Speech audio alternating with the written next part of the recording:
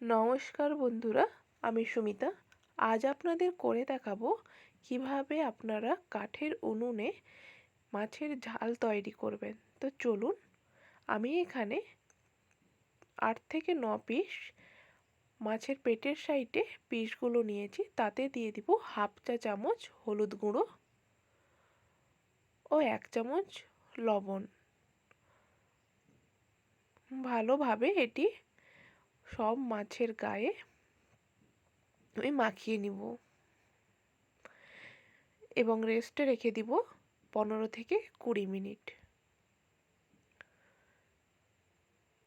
মশলার জন্য আমি এখানে নিয়েছি 2 চামচ সাদা সর্ষে, 2 চামচ লবণ, 2 চামচ হলুদ, 1 চামচ লঙ্কার গুঁড়ো, হাফ চামচ কালো জিরে, 5 থেকে 6টা কাঁচা লঙ্কা, 3টে টমেটো ও বড় সাইজের 2টো পেঁয়াজ। তো এই দিয়ে আমি আজ আপনাদের করে দেখাবো মাছের ঝাল। আমি সব উপকরণ বেটে নিয়েছি ও পেঁয়াজ ও টমেটো কেটেও নিয়েছি। এখানে আমি প্রথমে একটি কড়াইতে তেল গরম করে নিয়েছি। তাতে আমি মাছের পিসগুলি দিয়ে দিব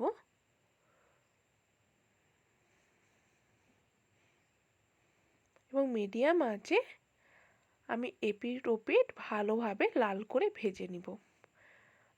আমার প্রায় 30 থেকে 40% মাছ ভাজা হয়ে গেছে এবং আর কিছুক্ষণ আমি ভেজে নিব এবং এক এক করে মাছের পিসগুলি আমি একটি পাত্রে তুলে নিয়ে রাখছি।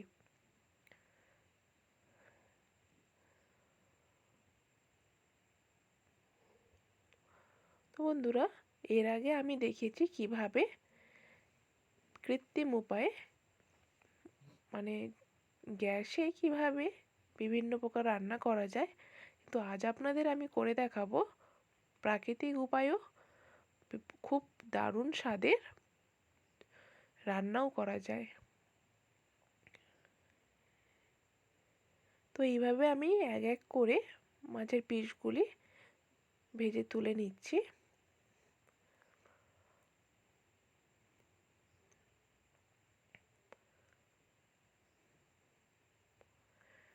এবং সেই তেলে আমি ফোড়নের জন্য দিয়ে দিব হাফ চামচ কালো জিরে ও কেটে রাখা কুচনো পেঁয়াজ।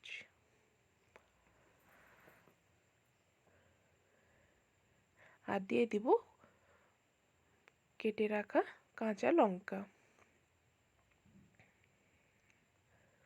এবং এটি আমি ভালোভাবে 4 থেকে 5 মিনিট ভাজবো। আমার প্রায় ভাজা হয়ে এসছে।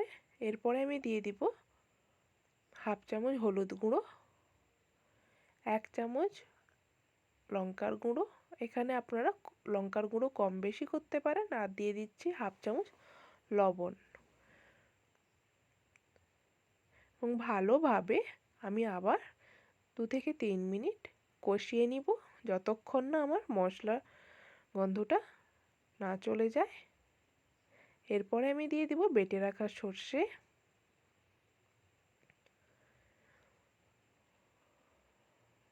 এবং ভালোভাবে একেবারে কম আঁচে আমি বেশ খানিকক্ষণ কষিয়ে নিব। এই সময় আঁচটা কম রাখতে হবে, নয়তো লেগে যাওয়ার সম্ভাবনা থাকে কড়াইতে। যাতে না লাগে ওই জন্যে আমি অল্প পরিমাণ একটু জল দিয়ে দিলাম এবং 3 থেকে 7 মিনিট মতো আমি ভালোভাবে কষিয়ে নিব।